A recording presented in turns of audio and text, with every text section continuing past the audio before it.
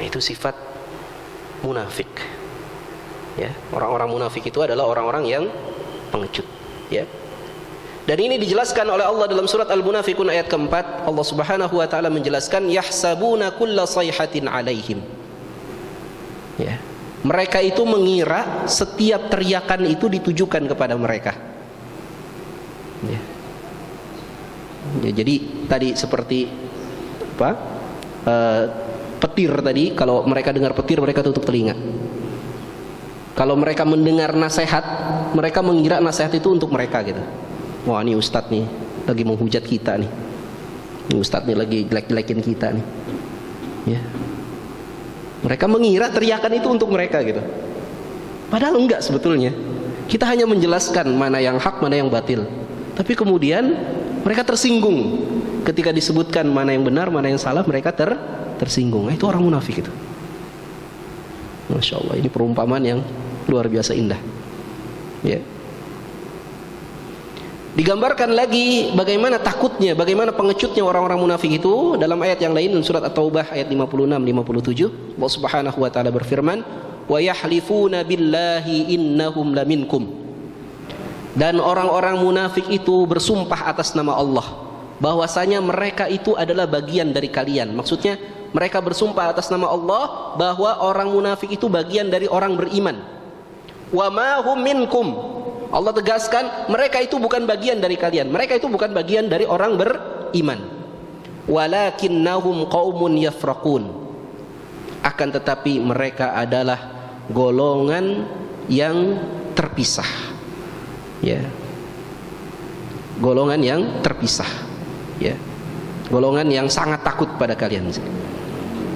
Saking takutnya mereka kepada kaum beriman, lau yajiduna malja'an au magharatin au muddakhalan, kalaulah mereka mendapati tempat berlindung, mendapati gua-gua atau mendapati lubang-lubang dalam tanah, lawallau ilaihim, pastilah mereka akan bersembunyi di lubang atau gua tersebut. Wahum yajmahun, dan mereka akan bersegera masuk ke dalam lubang itu. Ngecut itu.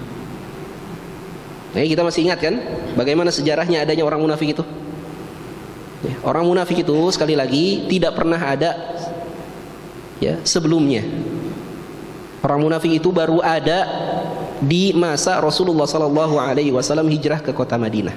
Sebelum Rasul hijrah ke kota Madinah belum ada orang munafik.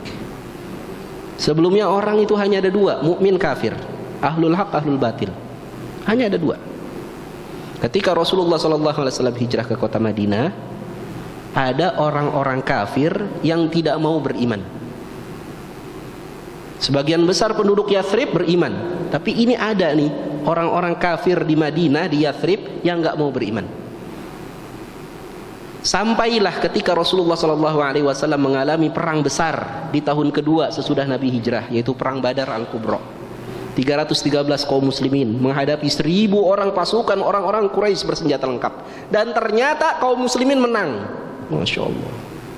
Setelah kaum muslimin menang menghadapi 1000 pasukan orang Quraisy itu, barulah orang-orang yang tadinya kafir ini masuk Islam. Dan mereka masuk Islamnya pura-pura. Kenapa?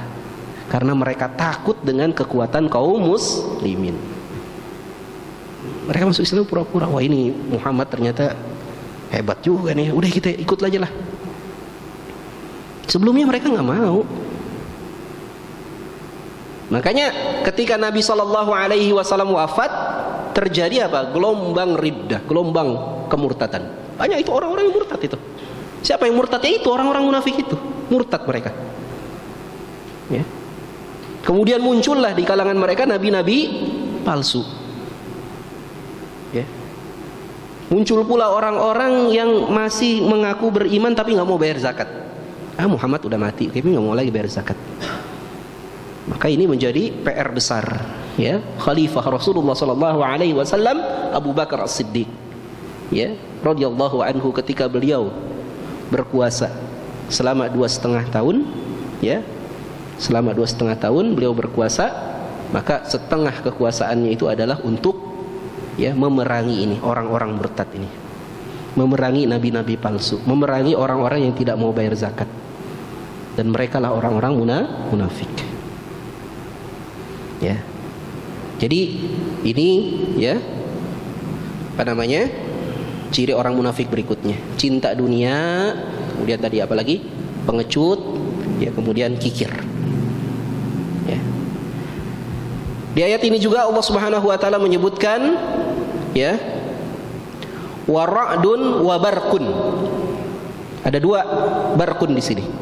Di ayat 19 barqun dan di ayat ke-20 barqun. Yakadul barqu. Ya. Maka apa makna barqun di sini? Ya, Imam Ibnu Katsir menyebutkan barqun yang arti harfiahnya adalah kilat. Maksudnya adalah perumpamaan keimanan mereka. Cahaya. Ya, barqun itu kan cahaya, kilat itu. Perumpamaan keimanan mereka yang kadangkala muncul, kadangkala hilang.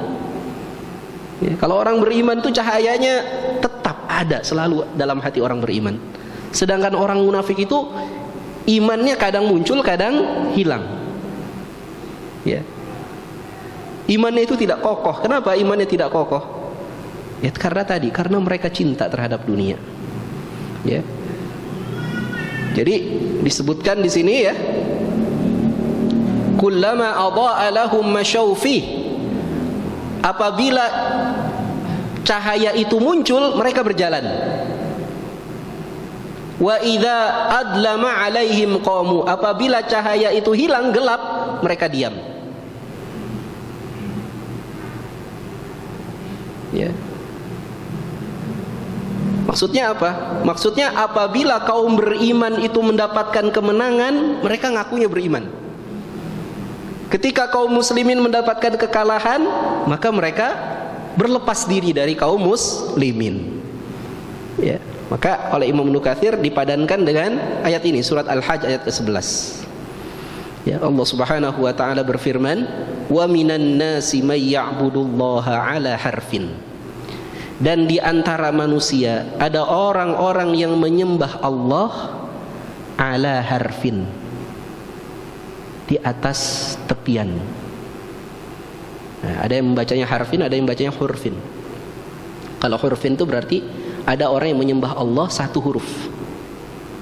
Harfin. Ya. Satu huruf. Huruf itu ada berapa, Pak? Ada 26 huruf hijaiyah. Nah, ini orang munafik ini cuma satu huruf saja keimanannya. Kita disuruh oleh Allah masuk Islam secara keseluruhan. Udkhulu fis-silmi kafah. Orang munafik enggak, pilih-pilih dia. Mana yang enak diambil, yang enggak enak tinggalkan. Banyakan enggak enaknya ya udah ya diambil yang enaknya aja. Selebihnya enggak mau dia. Ya, berimannya tepian, berimannya pilih-pilih itu. Ini orang munafik. Fa in asabahu khairun itma'an nabi. Apabila orang beriman itu, ya di sini disebutkan apabila ia memperoleh kebaikan, ya maksudnya apabila menguntungkan buat dia, itma'an nabi, dia tetap dalam keimanannya, akunya beriman. Wa in asabathu fitnah inqalaba ala wajhi. Ini lanjutan ayatnya nggak diterus ini. Dan apabila dia ditimpa bencana, maka ia berbalik ke belakang. Jadi kalau orang beriman mendapatkan kemenangan, dia beriman. Kalau orang beriman mendapatkan kekalahan, dia balik ke belakang. Ya. Kalau ini perintahnya menyenangkan buat dia, dia beriman. Kalau perintahnya tidak menyenangkan untuk dia, dia berbalik ke belakang. Pilih-pilih. Ya. Pilih ini, kira-kira yang enak apa nih? Oh, udah sholat enak. Ya. Saum, ya enak nih, rame-rame. Seneng semua kalau bulan Ramadan. Jangankan orang beriman, orang kafir aja seneng, Pak, bulan Ramadan. Mau. Ya. Tapi zakat, oh berat ini zakat nih. Tar deh zakat. Haji, wah apalagi haji. Biayanya sekarang kalau ONH udah berapa, Pak? 35 juta ya? 40 juta. Kalau ONH plus sudah 300 juta. Berat ini. Tar aja lah. Nunggu kalau udah tua. Ya, padahal siapa yang jamin kita hidup sampai tua? Nggak ada yang jamin. Ya.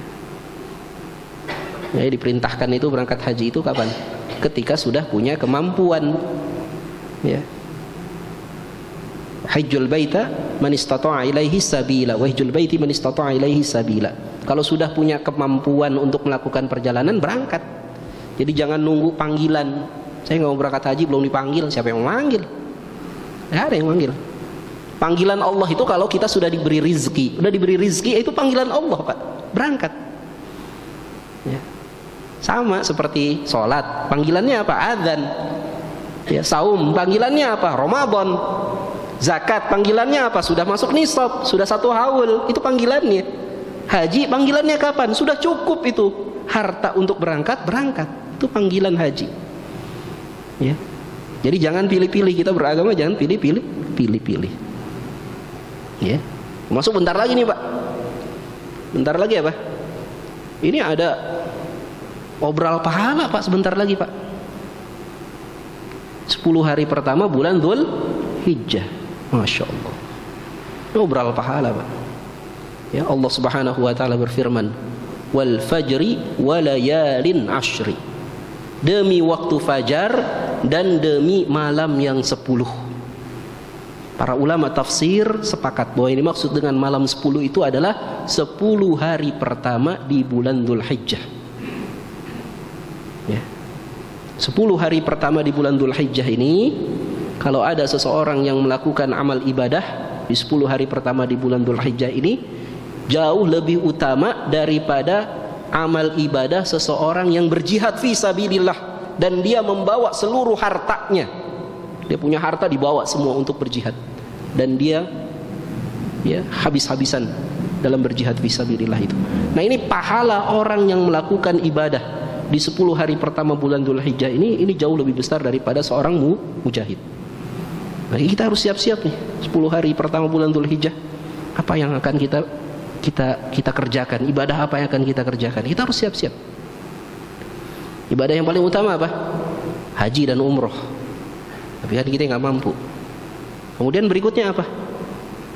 Ya, berikutnya apa? Kurban, Pak. Kurban. Niatkan dari sekarang kurban. Ya, kata Nabi sallallahu alaihi wasallam, "Man kana lahu sa'atan wa lam yudahhi fala yaqrabanna musallana." Barang siapa yang memiliki kemampuan dan kemudian dia tidak kurban, maka jangan dekat-dekat ke tempat salat kami. Jangan dekat-dekat ke masjid kami. Masya Allah, ini keras sekali dari Nabi sallallahu alaihi wasallam. Ya, makanya kita ya niatkan kurban tahun ini, Pak. Ya, sanggup gak, Pak?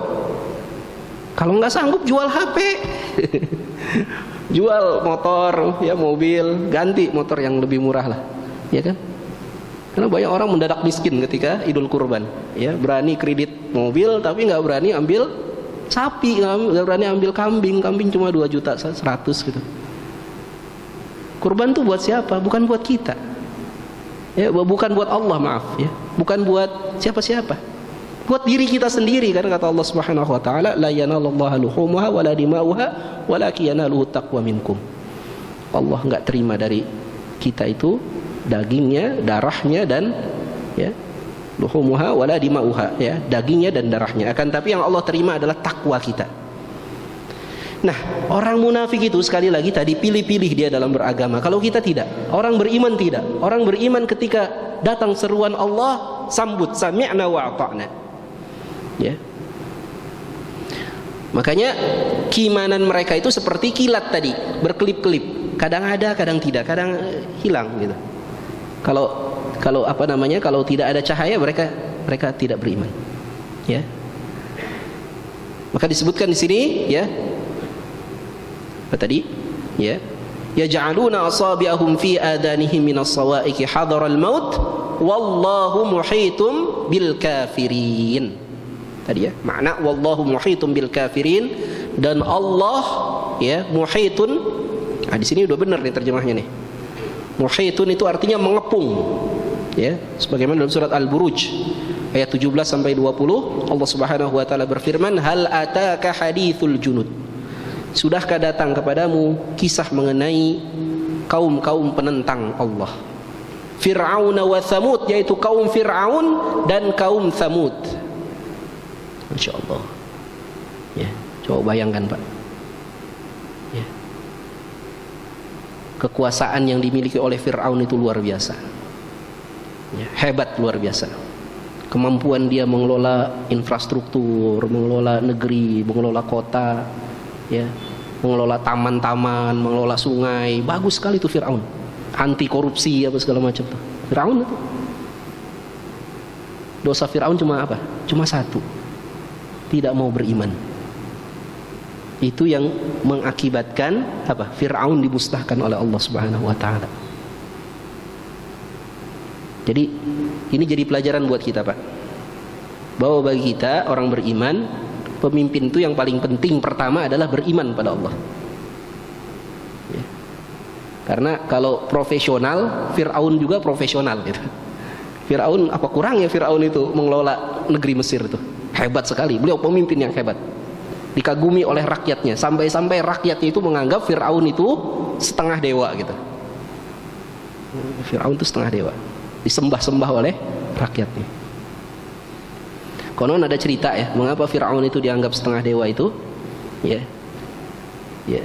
Ceritanya itu adalah dulu itu kalau ada seorang Fir'aun yang meninggal, maka akan dipilih Fir'aun berikutnya. Jadi Fir'aun itu nama gelar raja ya.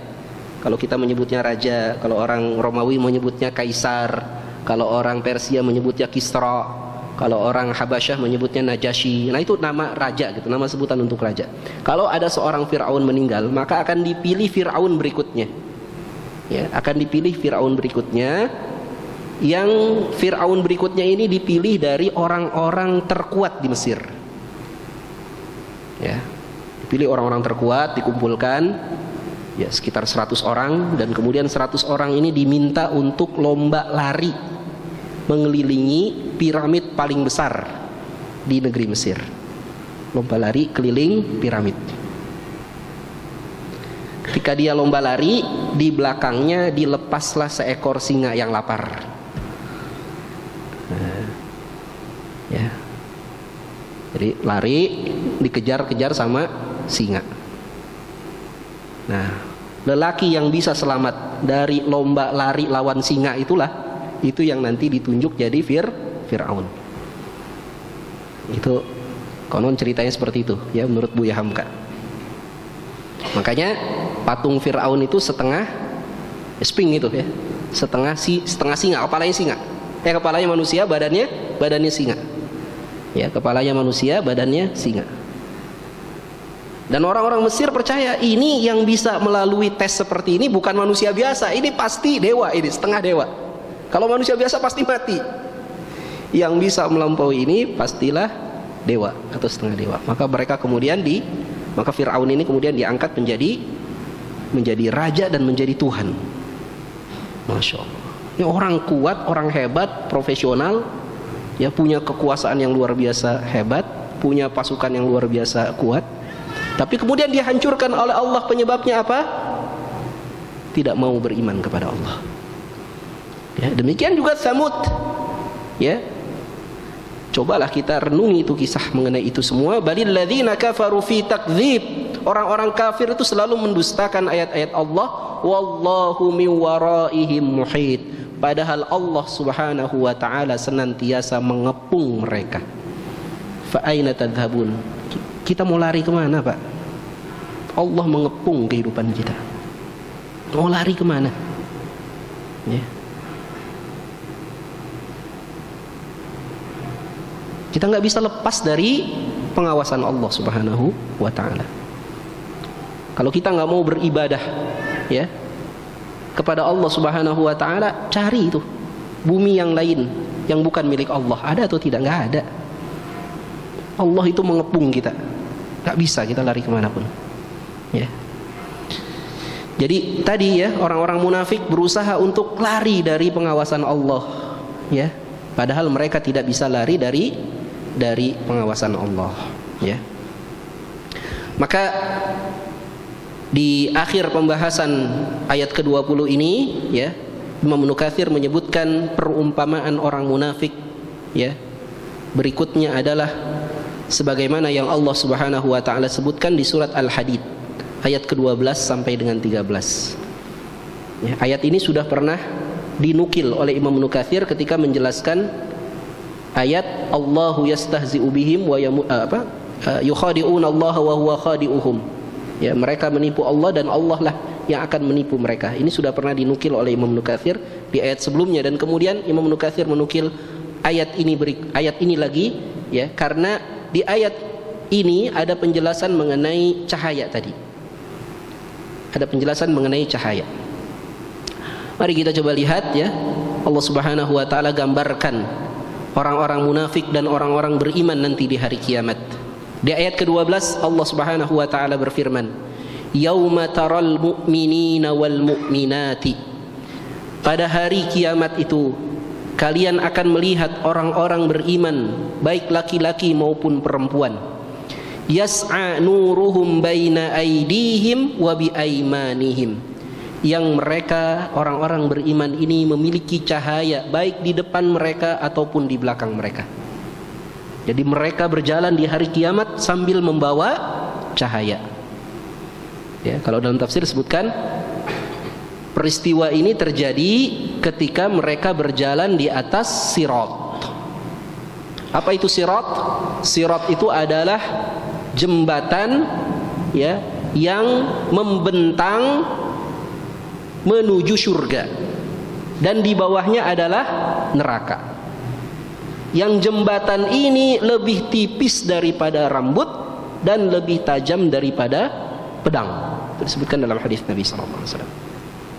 Barang siapa yang berjalan di atas sirat ini dan ia selamat, maka ia akan masuk ke dalam surga. Dan barang siapa yang terjatuh dari sirat ini, maka ia akan terjerumus ke dalam neraka. Maka setiap kita nanti akan melampaui sirat ini, akan melalui sirat ini. Setiap kita, mukmin, kafir, semuanya akan melalui sirat ini. Ada orang-orang yang melalui sirat sambil berjalan, ada yang sambil berlari, ada yang sambil terbang.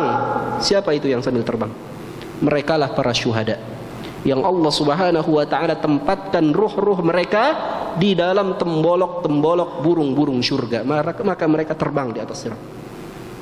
Ada pula yang merangkak, ya, di atas sirat.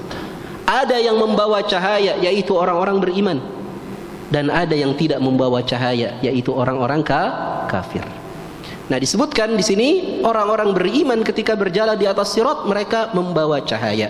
Busyrakumul yaum, maka Allah sebutkan kabar gembira bagi kalian hari ini. Gembiralah kalian hari ini. Jannatun tajri min tahtihal anhar khalidina fiha. Karena bagi orang-orang beriman, surga telah dijanjikan untuk mereka yang mengalir di bawah-bawahnya sungai, kekal mereka selama-lamanya di dalam surga itu, ya, huwal fawzul azim, dan itulah sukses yang besar, sukses yang nyata. Jadi kita kalau bicara sukses, Pak, sukses yang sesungguhnya itu adalah kalau kita masuk surga, itu sukses. Kalau kita baru naik jabatan, naik pangkat, itu bukan sukses, Pak. Buat apa naik pangkat, naik jabatan kalau kemudian membuat kita masuk neraka? Buat apa kita punya harta banyak kalau kemudian Allah ceburkan kita ke neraka? Yang namanya sukses itu adalah masuk surga, ya, masuk surga dan tidak terjerumus ke neraka. Nah, ini orang beriman, ayat ke-12. Ayat ke-13 Allah sebutkan mengenai orang munafik. Yauma yaqulul munafiquna wal munafiqat. Pada hari itulah orang munafik baik laki-laki maupun perempuan akan berkata. Berkata kepada siapa? Lilladzina amanu, kepada orang beriman tadi yang punya cahaya. Unduruna, tunggu kami. Naqtabis min nurikum. Kami ingin ambil cahaya dari kalian. Karena orang munafik nggak bawa cahaya. Dia panggil orang beriman, tunggu kami. Kami juga ingin jalan di atas sirat ini, ya, dengan cahaya dari kalian. Qilarji'u, maka dikatakan kepada orang munafik itu, kembalilah kalian, wara'akum, ke belakang, faltamisu nura, maka carilah oleh kalian cahaya itu sendiri. Faduriba bainahum bisur, lalu tiba-tiba ketika mereka berbalik ke belakang, di hadapan mereka ada dinding, ya, dijadikan dinding di hadapan mereka, lahu babum batinuhu fihi rahmah, ya, yang di dinding tersebut, ya, ada pintu, ya, yang di hadapan dindingnya itu adalah rahmat. Kalau dia nggak teruskan pintu itu Dia akan selamat kalau dia balik lagi tadi. Dia akan selamat. Wa dhahiruhu min qibalil adzab, akan tetapi kemudian dia buka pintu itu yang mengakibatkan dia mendapatkan azab, masuk ke neraka. Jadi Masya Allah, ini tipuan Allah kepada orang munafik. Orang munafik dulu ketika di dunia sering tipu Allah, maka nanti di hari kiamat Allah akan tipu mereka dengan mereka dibuatkan pintu, yang pintu itu ketika dibuka mereka akan terjun ke dalam neraka. Ya. Ini diakibatkan karena apa tadi? Karena mereka tidak memelihara cahaya ketika mereka masih hidup di dunia. Cahaya apa itu? Cahaya iman. Iman mereka hanya seperti kilat, ya, berkelip-kelip sebentar habis itu hilang. Karena mereka tidak memelihara cahaya iman dalam kehidupan dunia, maka mereka tidak juga memiliki cahaya dalam kehidupan akhirat. Nah, Bapak Ibu ikhwatal iman rahimakumullah, terakhir sebetulnya ada penjelasan tambahan lagi ini dari Imam Ibnu Katsir sebagai penutup, ya. Kata Imam Ibnu Katsir rahimahullah taala, beliau meringkas, ya, ayat 1 sampai dengan ayat 20. Kata beliau rahimahullah taala, di bagian pertama dari surat Al-Baqarah membicarakan mengenai orang beriman. Ya, sudah jelas ya. Ayat berapa tadi? Ayat 2 sampai ayat 5 menceritakan mengenai orang beriman. Kemudian 2 ayat setelahnya membicarakan mengenai orang kafir. Orang kafir. Kemudian 12 ayat membicarakan mengenai orang munafik. Yang orang munafik ini, kata Imam Ibnu Katsir, terbagi menjadi 2. Ada orang munafik yang asli, yang sejati, yang mereka pasti akan masuk ke dalam neraka dan kekal selama-lamanya fid-darkil asfali minan nar, di neraka bagian bawah. Itu munafik pertama. Ada munafik kedua, yaitu munafik yang disebutkan di ayat 19 dan 20 ini. Jadi kata Imam Ibnu Katsir, ayat 19 dan 20 ini menceritakan mengenai jenis munafik yang kedua, yaitu orang munafik yang kadang-kadang masih ada keimanannya, ya, masih ada keimanannya. Kadang dia masih beriman nih, kemudian kafir lagi, beriman lagi, kafir lagi. Kalau orang munafik yang asli itu, dia sama sekali nggak beriman, hanya saja dia menampilkan seperti orang beriman, tapi hatinya mengingkari, hatinya kafir itu. Nah, kalau jenis yang kedua ini, kadang-kadang hatinya membenarkan, tapi kemudian mengingkari lagi, membenarkan, mengingkari lagi. Nah, ini jenis orang munafik yang kedua inilah yang dikhawatirkan, ya, menimpa pula kepada orang-orang yang mengaku beriman. Oleh karena itu dahulu para sahabat, ya, sangat khawatir, ya, dengan penyakit kemunafikan ini. Ya, para sahabat ketika Nabi SAW wafat, mereka datang kepada Hudzaifah ibnu al-Yaman, sahibu sirri Rasulullah SAW, seorang sahabat yang diberitahu oleh Rasulullah mengenai nama-nama orang munafik yang hidup di zaman Rasulullah SAW. Mereka mendatangi Hudzaifah dan kemudian mereka bertanya, "Wahai Hudzaifah, apakah namaku pernah disebut oleh Rasulullah sebagai orang munafik?" Dan sahabat yang pernah bertanya kepada Hudzaifah ini bukan sahabat sembarangan. Di antaranya adalah Umar bin Khattab. Pernah bertanya kepada Hudzaifah, apakah aku termasuk orang munafik? Apabila Umar bin Khattab saja khawatir beliau termasuk orang munafik, bagaimana lagi dengan kita? Kita seharusnya adalah orang yang paling khawatir, jangan-jangan kita termasuk orang munafik. Oleh karena itu kita berdoa kepada Allah Subhanahu wa taala, ya, Allahumma inna na'udzubika minan nifaq. Ya Allah, kami berlindung kepadamu ya Allah dari sifat kemunafikan. Demikian wallahu a'lam bissawab. Kita tutup sama-sama dengan doa kafaratul majlis. Subhanakallahumma bihamdika asyhadu an la ilaha illa anta astaghfiruka wa atubu ilaik. Walhamdulillahirabbil alamin.